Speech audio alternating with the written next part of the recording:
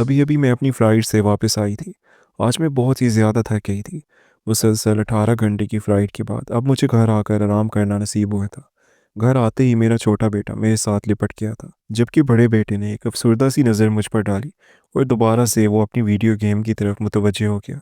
मुझे उसका रवैया अंदर ही अंदर खाता था, मगर चेहरे पर मुस्कुराहट से जाकर हमेशा की तरह उसके रवैये को नज़रअंदाज करके उसके पास आकर बैठ गई थी।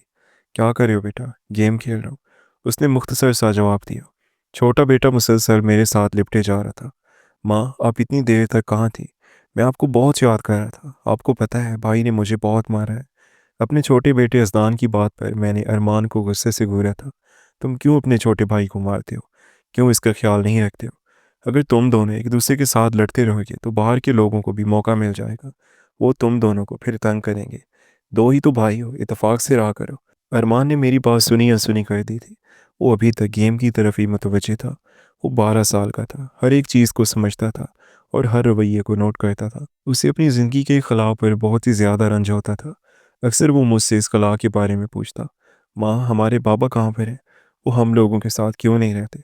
मुझे जैसे याद है कि वो कितना हम लोगों से प्यार करते थे, मेरी हर फरमाइश पूरी करते थे। इस वक्त आप घर नहीं होती थी, उस वक्त वो घर पर मेरे पास होते, मेरा कितना ख्याल रखते थे, मुझसे कितना प्यार करते। मगर अब बाबा जाने कहाँ चले गए हैं, आप उनके बारे में कुछ बताती भी नहीं है। और दादू, वो कहाँ पर है? मुझे दादू का घर बहुत याद आता है। माँ, प्लीज़ फिर से बाबा और दादू के पास मुझे ले चले ना। अरमान मुझे अपने बाबा का नाम ले लेकर बहुत तंग करता था और तब मैं कई बार झंझला जाती, उससे गुस्से में डांट देती। एक बार तो उसे मैंने थप्पड़ जड़ दिए थे। वो शदीद तूफ़ानी रात थी। मुझे ऐसी रातों में हमेशा ही खौफ महसूस होता था। जब मेरे शौहर नुमान घर पर होते, मैं ऐसे मौसम में उनकी मौजूदगी से हमेशा ढास पाती थी, मगर उस वक्त वो हमारे पास नहीं थे। मुझसे बिछड़े हुए उन्हें पूरा 1 साल हो गया था। उस वक्त अरमान की भी आँख खुल गई। वो भी इस मौसम से बहुत खौफ खाता था। वो बिल्कुल मुझ पर गया था। वो बाबा बाबा कहकर पुकारने लगा। मैंने उसे पुचकारने की कोशिश की, मगर वो कोई बात सुनने पर तैयार नहीं था। आंखें बंद करके मुसलसल रोए जा रहा था। तब मैंने एक ज़ोरदार थप्पड़ अरमान को मारा था। वो बिल्कुल साकित हो गया। बेशकीनी से वो मुझे देखने लगा। ये मेरी ज़िंदगी का पहला और आखिरी थप्पड़ था जो मैंने अरमान को मारा था। बाद में मुझे अपनी हरकत पर पछतावा भी हुआ। मैंने उसे बहलाने की बहुत कोशिश की, मगर मुझे इसमें नाकामी हुई। उस दिन के बाद वो बिल्कुल खामोश हो गया था। उसने दोबारा बाबा का नाम नहीं लिया और ना मुझसे प्यार की कोई फरमाइश की और ना लाड उठवाए।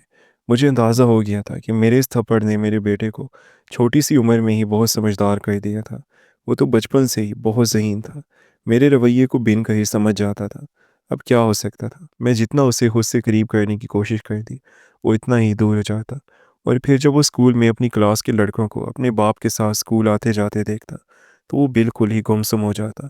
मैंने उन दोनों का ख्याल रखने की पूरी कोशिश की, ताकि उन्हें कभी अपने बाप की कमी महसूस ना हो, मगर हर बार मैं नाकाम हो गई थी। उससे घर वापस आए 2 घंटे हो गए थे, जब मुझे एक बार फिर अपने अमले की कॉल आई थी।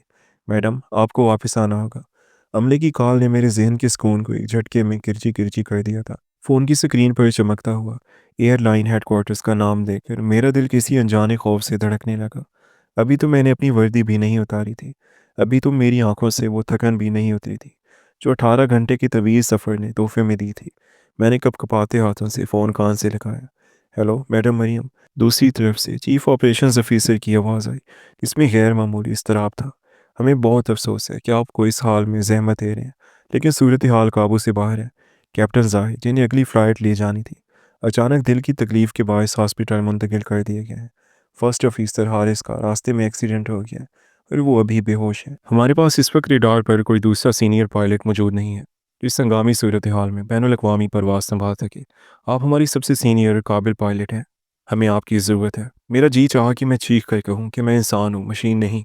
मेरा दिल चाह रहा था कि मैं फ़ोन पटक दूँ और जाकर अपने दोनों बच्चों को सीने से लगाकर सो जाऊँ।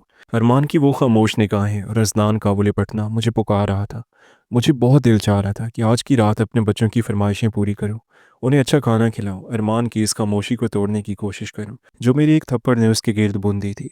मगर जिम्मेदारी का बोझ ममता के जज्बे पर हावी हो गया। एक पायलट का फ़र्ज उसे आराम की इजाज़त नहीं देता जब सैकड़ों मुसाफिरों की ज़िंदगी दाव पर लगी हो।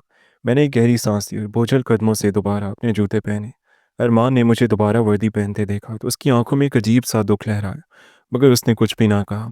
वो बस खामोशी से अपनी गेम की तरफ देखता रहा। मैंने उसके सर पर हाथ रखने की कोशिश की तो वो ज़रा सा पीछे हट गया।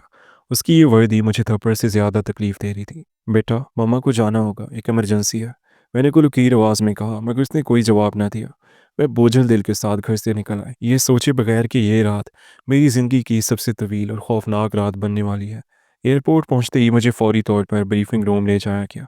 जहाज़ तैयार था, मुसाफिर सवार हो चुके थे। मौसम बाहर फिर से ख़राब हो रहा था। आसमान पर बिजली कड़क रही थी और बादलों का रंग गहरा स्याह हो चुका था। बिल्कुल वैसी ही रात थी जिस रात नोमान मुझसे बिछड़े थे। मैंने कॉकपिट में बैठकर कंट्रोल संभाला। मेरा मोमिन पायलट एक नौजवान लड़का था जो काफ़ी घबराया हुआ लग रहा था। मैंने टेक ऑफ किया और जहाज़ बादलों को चीरता हुआ बुलंदी की तरफ बढ़ने लगा। अभी हमें फ़ज़ा में उड़े हुए बमुश्किल 1 घंटा ही हुआ था कि अचानक जहाज़ ने एक ज़ोरदार झटका खाया। पहले तो मुझे लगा कि ये एक टर्बुलेंस है, लेकिन अगले ही लम्हे कॉकपिट की तमाम स्क्रीनें एक साथ टिमटिमाने लगी। लाइट सुर्ख हो गई और एक अजीब सी आवाज़ पूरे जहाज़ में गूंजने लगी। मैंने सिस्टम को रीसेट करने की कोशिश की, मगर बटनों ने काम करना छोड़ दिया था। मैडम, ऑटो पायलट काम नहीं कर रहा, मोमिन पायलट ने चिल्लाकर कहा। मैंने दस्ती तौर पर कंट्रोल संभालने की कोशिश की, लेकिन वो भी जाम हो चुके थे। अचानक रेडार की स्क्रीन गायब हो गई और वहाँ एक अजीब सा कोड लिखा हुआ आने लगा। मेरा दिल जोर से धड़का। ये कोई तकनीकी खराबी नहीं थी। खुदा के लिए, ये क्या हो रहा है? अमले की एक मेंबर एयर होस्टेस कॉकपिट में दाखिल हुई। उसका चेहरा ज़र था। मैडम, मुसाफिरों के सामने लगी स्क्रीनें भी अजीबो-गरीब ज़बान में कुछ दिखा रही हैं और जहाज़ का एंटरटेनमेंट सिस्टम खुद ब खुद चल रहा है। तब मुझे एहसास हुआ कि जहाज़ का पूरा सिस्टम किसी ने हैक कर दिया था। दुनिया की तारीख में ऐसा बहुत कम हुआ था कि किसी उड़ते हुए जदीद मुसाफिर जहाज़ के कंप्यूटर सिस्टम को ज़मीन से हैक कर लिया जाए। लेकिन उस वक्त हमारे साथ यही हो रहा था। जहाज़ अब हमारी मर्ज़ी से नहीं, बल्कि किसी नामालूम हैकर के इशारों पर चल रहा था। हम फ़िज़ा में महसूर हो चुके थे। रेडियो पर ज़मीन से राब्ता करने की कोशिश की तो वहाँ से भी सिर्फ शोर आ रहा था। सिस्टम हैक हो चुका है, मैंने लरजती आवाज़ में कहा। पूरे कॉकपिट में सन्नाटा छा गया। अमला परेशान होकर एक दूसरे की तरफ देखने लगा। मौत अब हमारे सामने खड़ी थी। जहाज़ का रुख अचानक तब्दील हुआ और वो तेज़ी से नीचे की तरफ जाने लगा। मुसाफिरों की चीखें कॉकपिट तक सुनाई दे रही थी। ऐसे में जब अकल काम करना छोड़ दे और मौत का साया गहरा होने लगे, तो इंसान की सोच उन लोगों की तरफ जाती है जो उसका कुल सरमाया होते हैं। मैंने बेइख्तियार नौमान को याद किया। नौमान जो सिर्फ मेरा शौहर नहीं था, बल्कि एविएशन साइबर सिक्योरिटी का वो मोहरे ताबा था जिसकी मिसाल पूरी इंडस्ट्री में नहीं मिलती थी। वो एक बाकमाल पायलट होने के साथ साथ साइबर सिस्टम्स का जादूगर था। उसे जहाज़ों के सॉफ्टवेयर और उनकी पेचीदगियों का इतना इल्म था कि वो आंखें बंद करके भी किसी बग को पकड़ सकता था। मुझे याद आया जब वो अक्सर घर में बैठे लैपटॉप पर कुछ कोर्स दिखते रहते, पर मैं मजाक में कहती थी, नौमान, आप पायलट हैं या कंप्यूटर इंजीनियर? वो तो मुस्कुरा कर कहते हैं, मरियम, आने वाला वक्त डिजिटल जंग का है। एक दिन जहाज़ों को गिराने के लिए मिसाइल की ज़रूरत नहीं पड़ेगी, सिर्फ एक गलत कोड ही काफ़ी होगा। आज उनकी कही हुई बात सच साबित हो रही थी। उस वक्त जहाज़ में और बाकी अमले में कोई भी ऐसा नहीं था जो इस हैकिंग का तोड़ कर सकता। हम सब बेबस थे। टेक्नोलॉजी हमें धोखा दे चुकी थी। ऐसे में सिर्फ एक ही आदमी ऐसा था जो इस कोड को डी कोड कर सकता था, जो जहाज़ के मेन फ्रेम में दाखिल होकर हैकर का रास्ता रोक सकता था, जो इस डूबते हुए जहाज़ को बचा सकता था। मगर वो आदमी हम में नहीं था। वो आदमी मेरा शौहर नोमान था। नोमान, जिसे बिछड़े हुए 1 साल हो गया था। वो हादसा, वो तूफ़ानी राह जिसने मुझसे मेरा जीवन साथी छीन लिया था, आज दोबारा मेरी आंखों के सामने घूम गई। लोग कहते थे कि नुमान का जहाज़ लापता हो गया और वो कभी वापस नहीं आएगा, लेकिन मेरा दिल कभी इस बात को तस्लीम नहीं कर पाया था। आज इस कॉकपिट में, मौत के इस साए में, मुझे शिद्दत से उनकी कमी महसूस हो रही थी। मैडम, हम क्या करें? ऊंचाई तेज़ी से कम हो रही है। मोमिन पायलट की आवाज़ ने मुझे हाल में वापस लाया। मैंने पागलों की तरह स्क्रीन पर हाथ मारे, शायद कहीं से कोई रास्ता निकल आए। अचानक हैकर की तरफ से स्क्रीन पर एक मैसेज नमूदार हुआ। सिर्फ एक ही शख्स मुझे रोक सकता था और अब वो यहाँ पर नहीं है। अलविदा फ़्लाइट 702। मेरा सांस रुकने लगा। ये मैसेज बराह रास्त नोमान की महारत को चैलेंज कर रहा था। इसका मतलब था कि हैकर जानता था कि नोमान कौन था और वो क्या कर सकता था। मैंने अपने आंसू पूछे और एक अजीब सी हिम्मत महसूस की। अगर नोमान जहाँ होता तो वो क्या करता? वो कभी हार नहीं मानता था। उसने मुझे सिखाया था कि हर लाख की एक चाबी होती है, चाहे वो डिजिटल ही क्यों ना हो। मैंने अमले को हुक्म दिया, जहाज़ के मेन सर्वर का पैनल खोलो। मुझे इसकी हार्ड वायरिंग तक रसाई चाहिए। लेकिन मैडम, आप पायलट हैं, आप ये कैसे करेंगी? एयर होस्टेस ने हैरत से पूछा। मैं नुमान की बीवी हूँ, मैंने मजबूत आवाज़ में कहा। मैंने उसे घंटों तक इस सिस्टम पर काम करते हुए देखा है। मुझे कोशिश करनी होगी। मैंने कांपते हाथों से पैनल खोला जहाँ तारों का एक जाल बिछा हुआ था। मेरे सामने वो पेचीदा सर्किट था जिसे समझना आम इंसान के बस की बात नहीं थी। मुझे वो वक्त याद आने लगा जब नौमान मुझे इस्तार करके इन चीज़ों के बारे में बताते थे। वो कहते थे, मरियम, अगर कभी सिस्टम क्रैश हो जाए तो बाईपास प्रोटोकॉल हमेशा मैनुअल होता है। मैंने दिमाग पर जोर दिया। वो कौन सा कोड था, वो कौन सी तार थी? जहाज़ अब बादलों से नीचे आ चुका था। नीचे समंदर की तलातम खेज लहरें साफ नजर आ रही थी। मौत चंद मिनटों के फासले पर थी। जहाज़ में मौजूद तमाम अमला और मुसाफिर कलमा पढ़ रहे थे। मैंने एक सुर्ख तार को पकड़ा, उसे काटने का सोचा, मगर फिर रुक गई। नौमान ने कहा था, सुर्ख तार हमेशा धोखा होती है। असल ताकत नीले रंग में छुपी होती है। जहाज तेजी से समंदर की सिमत गिर रहा था। हर तरफ मौत का रक्स था और हम सब बेबस थे। मैंने हार्ड वायरिंग और कोड्स के जरिए अपनी आखिरी कोशिश भी कर ली थी, मगर हैकर का सिस्टम इस कदर ताकतवर था कि वो बार बार मेरे दिफाई हिसार को तोड़ रहा था। मौत का साया इतना गहरा था कि मुझे अपने बच्चों, हसदान और अरमान के चेहरे आखिरी बार धुंधले धुंधले नजर आने लगे। नौमान, काश आप यहाँ होते। मैंने सिसकते हुए आंखें बंद कर ली। अचानक इस हंगामे और चीखों पुकार के दरमियान काकपेट के मजबूत दरवाजे पर किसी ने जोर जोर से दस्तक देनी शुरू कर दी। ये दस्तक आम नहीं थी, इसमें एक खास किस्म की बेचैनी और अथॉरिटी थी। मैं और मेरा मोमिन पायलट एक दूसरे की तरफ हैरत से देखने लगे। उस वक्त जब जहाज क्रैश होने के करीब हो, बाहर से दस्तक देने वाला कौन हो सकता था? अमले की एक रुकन ने थरथराते हाथों से हिफाजती लॉक खोला और दरवाज़ा पीछे हटा। सामने जो मंजर था उसने मेरे जिस्म का खून मुंजमद कर दिया। वहाँ नौमान खड़े थे, मेरे शौहर, जिन्हें दुनिया मुर्दा समझ चुकी थी, जिनकी याद में मैंने एक साल मातम में गुजारा था। वो इस वक्त मेरे सामने जीता जागता वजूद लिए खड़े थे। उनकी वर्दी बिखरी हुई थी, चेहरे पर थकन थी, मगर आंखों में वही पुराना अज़म था। मैं हैरान परेशान साकित खड़ी रह गई। मुझे लगा शायद मौत से पहले ये कोई सराब है, कोई वहम है। नौमान, मेरे हलक से बमुश्किल आवाज़ निकली। वो एक लम्हे के लिए भी नहीं रुके। उन्होंने मेरी तरफ एक गहरी नज़र डाली, जिसमें दुख भी था और हमदर्दी भी। मगर सूरत हाल की नज़ाकत देखते हुए फ़ौरन आगे बढ़े और पायलट की नशिस्त के पास मौजूद मैनुअल पैनल पर झुके। मरियम, वक्त नहीं है। हैकर ने एंटी ग्राफ प्रोटोकॉल इस्तेमाल किया है। तुम जो कर रही थी वो ठीक था, लेकिन तुम्हें सिस्टम को ग्राउंड लोब पर डालना होगा। उन्होंने नहायत तेज़ी से उंगलियां कीबोर्ड पर चलाते हुए कहा। उनके हाथ जादुई अंदाज में स्विचेस और कोड्स के साथ खेल रहे थे। वो खामोश मुजाहिद की तरह मौत से लड़ रहे थे। चंद सेकंड्स में ही जहाज़ के इंजन की गड़गड़ाहट बदली। सुर्ख रोशनियां गुल हुई और स्क्रीन पर नॉर्मल डाटा नजर आने लगा। जहाज़ जो समंदर को छूने वाला था एकदम से मुस्तहकम हो गया। हम सब ने जैसे नई जिंदगी पाई थी। मुआविन पायलट और अमला खुशी से रोने लगे, मगर मैं अभी तक सदमे की कैफियत में थी कि वो यहाँ कैसे आए, वो जिंदा कैसे हैं। अब जहाज़ और हम सब खतरे से बाहर थे, मगर मेरे अंदर का तूफान अभी शुरू हुआ था। मैंने नुमान से नज़रें चुराना शुरू कर दी, क्योंकि जैसे ही मौत का डर ख़त्म हुआ, माजी की वो तलख यादें एक एक करके मेरे जहन के पर्दे पर लहराने लगी, जिनकी वजह से मैंने उन्हें खुद से दूर किया था। मुझे वो दिन याद आने लगा जब मैंने उन्हें एक एयर होस्टेस के साथ रंगे हाथों पकड़ा था। वो मंजर मेरे दिल पर एक ज़ख्म की तरह कुंदा था। जब मैंने अपने एतबार को चकनाचूर होते देखा था, मेरा उन पर एतमाद उठ गया था और मैंने सच जाने बगैर उन्हें अपनी ज़िंदगी से निकाल दिया था। जब जहाज़ ने बहिफाजत लैंड कर लिया, मुसाफिरों को उतार दिया गया, तो एयरपोर्ट के एक पुरसुकून कोने में नौमान मुझे लेकर एक साइड पर गया। मैं खामोश थी, मेरी नज़रें ज़मीन पर जमी हुई थी, जैसे मैं उनका सामना करने से डरी हूँ। मरियम, उन्होंने धीमी और भारी आवाज़ में मुझे पुकारा।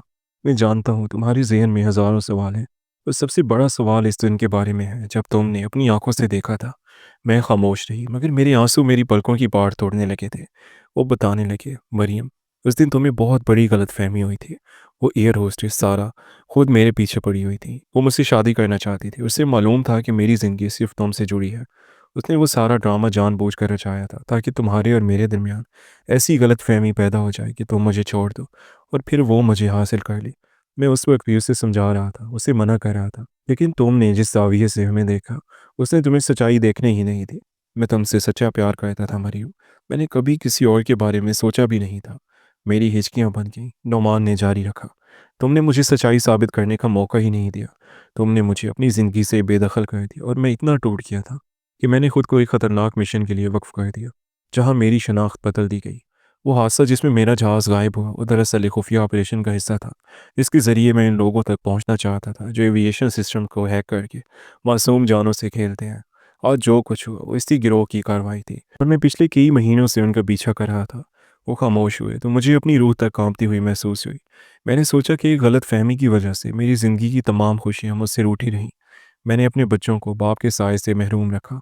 अरमान को उसकी जहानत और संजीदगी के बावजूद एक ऐसी सज़ा दी जो उसका हक नहीं थी। वो थप्पड़ जो मैंने अरमान को मारा था, वो दरअसल मेरी अपनी नाकामी का गुस्सा था, जो मैंने उस मासूम पर निकाला था। कुछ दिन बाद जब सारा एयर होस्टेस से मेरी मुलाकात हुई, तो उसने अपनी गलती तस्लीम कर ली। उसने रोते हुए मुझसे माफ़ी मांगी और बताया कि कैसे हसद और लालच में आकर उसने एक हंसता खेलता घर बर्बाद कर दिया था। मेरे दिल पर पड़ा हुआ बोझ जैसे यकदम उतर गया। अब हमारी ज़िंदगी का एक नया बाब शुरू हो चुका था। नौमान की वापसी किसी मुआवजे से कम नहीं थी। जब मैं उन्हें घर लेकर आई तो अरमान और अजदान का रद्द-ए-अमल दीदनी था। छोटा अजदान तो उनसे ऐसे लिपट गया जैसे उससे कोई खोई हुई जन्नत मिल गई हो। मगर अरमान खामोशी से दूर खड़ा रहा। उसकी आंखों में आंसू थे लेकिन लबों पर वो पुरानी संजीदगी। नौमान उसके पास गया, उसके सामने घुटनों के बल बैठे, उसका हाथ थामा। अरमान, मेरे बेटे, मैंने सुना है तुम बहुत बहादुर हो गया हो। क्या तुम अपने बाबा को माफ़ कर दोगे? अरमान ने एक लम्हे के लिए मेरी तरफ देखा, फिर दौड़कर नौमान के गले लग गया और फूट-फूट कर रोने लगा। वो खामोशी जो एक साल से हमारे घर का मुकद्दर थी, अब सिसकियों और कहकों में बदल रही थी। कुछ अरसा गुजरने के बाद अब हम एक मुकम्मल और खुशहाल फैमिली की तरह रहने लगे थे। अरमान की वो गुमसुमी अब ख़त्म हो गई थी। वो अब दोबारा से वही ज़हीन और हंसमुख बच्चा बन गया था। बस अब वो वीडियो गेम्स कम खेलता और अपने बाबा के साथ बैठकर कंप्यूटर कोडिंग और जहाज़ चलाने के साथ सीखता। अजनान की शरारतें दोबारा लौट आई थीं। मैं अक्सर रात को जब इन तीनों को एक साथ सोते हुए या बातें करते हुए देखती, तो खुदा का शुक्र अदा करती। वो तूफ़ानी रात जिससे मैं डरती थी, वही रात मेरे लिए उजाला लेकर आई थी। मैंने सीखा कि रिश्ते इतबार की बुनियाद पर कायम होते हैं और कभी-कभी जो हमें नज़र आ रहा होता है, वो सच नहीं होता। हमारी ज़िंदगी अब एक ऐसी प्रवास पर थी जिसमें कोई तीसरा शख्स, कोई गलतफ़हमी और कोई खौफ दखल नहीं दे सकता था। रोमान की मौजूदगी ने हमारे घर के हर कोने को रोशन कर दिया था। वो कमी जो अरमान की ज़िंदगी में खला की सूरत में थी, अब मोहब्बत के रंगों से भर चुकी थी। फ़्लाइट 702 की वो दहशत अब एक पुरानी याद बन गई थी, लेकिन उसने मुझे एक नई ज़िंदगी दी थी। मैंने अब उड़ना छोड़ दिया था क्योंकि मेरी कायनात अब ज़मीन पर, मेरे घर के इन चार दीवारों में मुक़ीद थी, जहाँ मेरी मोहब्बतें और मेरी खुशियाँ आबाद थीं। हमने एक दूसरे के साथ जीने और हर मुश्किल का मिलकर मुकाबला करने का अहद किया था। अब अरमान अपने स्कूल में फ़ख्र से अपने बाप का हाथ पकड़ कर जाता और मैं दूर खड़ी मुस्कुराती हुई सोचती कि ज़िंदगी वाकई मौज़ों से भरी हुई है। दोस्तों, आपकी स्टोरी के बारे में क्या राय है? अपनी राय का इज़हार कमेंट सेक्शन में लाज़मी करें। और अगर स्टोरी अच्छी लगी हो तो वीडियो को लाइक और चैनल पर नया है तो हमारे इस चैनल शायान स्टोरीज़ को सब्सक्राइब कर दें। आपसे मुलाकात होगी अगली वीडियो में। अल्लाह हाफ़िज़।